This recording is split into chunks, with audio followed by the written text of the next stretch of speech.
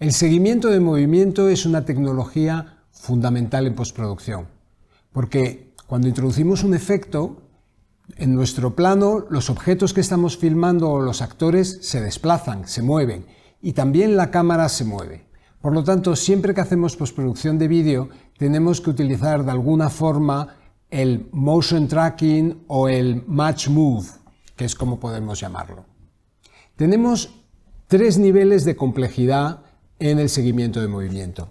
Si yo, por ejemplo, cojo una letra de esta cartela y lo desplazo horizontalmente o verticalmente, yo puedo hacer que un gráfico o un objeto siga ese movimiento en XY. Un nivel de complejidad mayor es si yo voy a pretender imitar la deformación en perspectiva, en 3D, como estoy haciendo ahora con este cuadrado. Para ello tendré que utilizar en After Effects el Planar Tracker o el Mocha, que es una herramienta que nos permite hacer seguimientos de planos que se desplazan en profundidad. Y el nivel más avanzado de complejidad del seguimiento de movimiento es lo que llamamos el Camera Tracking, que utiliza una tecnología que se llama fotogrametría, que lo que hace es que directamente analiza todo el escenario 3D de un plano y crea una cámara virtual que se mueve de forma idéntica a la cámara que ha filmado la imagen real. Los efectos de estabilización también utilizan esta misma tecnología. Vamos a ver, para empezar, el modelo más sencillo, que es el motion tracking con un solo marcador. Tengo aquí el plano y voy a hacer una composición de las mismas características. Aquí está el movimiento, el trozo en el que muevo en X, Y. Entonces, para hacer el motion tracking, lo que tengo que hacer es seleccionar la capa y con el botón derecho ir aquí a Track and Stabilize y elegir Track Motion. Me aparece en esta zona la ventana de Tracker. Ya tiene seleccionada la fuente del movimiento, es este plano que se llama movimiento XY, que es este de aquí. El Current Track es Tracker 1, que lo ha creado automáticamente. El tipo de track, tenemos Stabilize, Transform, Corner Pin y Perspective Corner Pin. El más sencillo es Transform y tengo seleccionada la posición. Entonces vemos que en la pantalla me ha aparecido un marcador. Aquí lo tengo. La zona de búsqueda y la zona de coincidencia. Entonces, pulsando en el marcador, lo puedo desplazar y voy a seleccionar, por ejemplo, AN, que es suficientemente reconocible. Estoy en el primer fotograma de mi secuencia. Puedo hacer la zona de búsqueda un poquito más grande y ya le puedo dar a analizar el movimiento. Con el play puedo hacer analizar hacia adelante. Ese botón sería para ir fotograma a fotograma, pero puedo hacerlo de un tirón todo. Veo que no tiene ningún problema en identificar perfectamente el movimiento del marcador que le he puesto. Lo puedo ver aquí, Tracker 1, y está toda una serie de keyframes que indican cómo se desplaza el marcador en cada fotograma de la secuencia. Ahora lo que tengo que hacer es aplicar esos keyframes a otro objeto.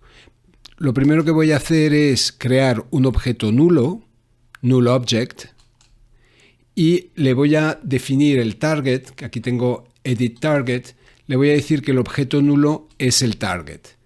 Y aplico, muy importante, hay que aplicarlo. Entonces aplico en XY y vemos que el nulo, ahora en su transformación de posición, tiene todos los keyframes. Aquí lo tenemos también con un cuadradito rojo y vemos que el objeto nulo, que es una capa que no tiene nada, tiene ya esta información del movimiento. Ahora lo que voy a hacer es crear un texto, postproducción, y voy a emparentar el texto postproducción con el objeto nulo. Para eso tengo este tirador que al aplicarlo aquí, veis ya que el texto se está desplazando a la vez que el cartón. Ahora, la ventaja de tener un objeto nulo es que en las opciones de transformación la posición la tengo libre, porque el objeto nulo tiene aquí la posición toda llena de keyframes y yo necesito ahora la posición para colocar bien mi rótulo. Entonces, vamos a verlo cómo ha quedado.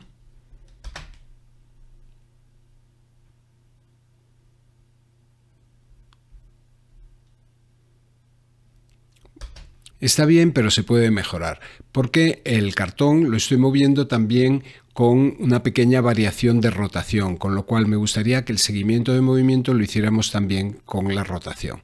Entonces, para ello voy a ir al Tracker 1, que es este. La ventana de Tracker la tengo aquí y voy a hacer Reset, lo borro completamente. Y esta vez voy a añadir rotación y escala. Entonces me han aparecido dos marcadores.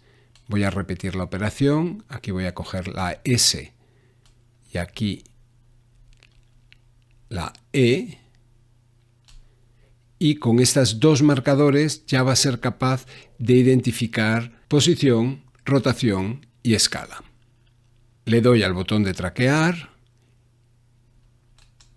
y voy a hacer aplicar. Vemos ahora que el objeto nulo ya no tiene solamente keyframes en posición, sino también en escala y rotación. Si nos fijamos en los valores de escala, por ejemplo, vemos que hay pequeñas variaciones. Desde el 100 del primer fotograma vemos que van variando algunos decimales. En rotación hay más variación. Y en posición, por supuesto, hay mucha variación. Entonces, vamos a ver ahora qué tal queda. Primero voy a ir a las opciones de transformación y voy a colocar bien mi rótulo y vamos a ver si ha mejorado el resultado.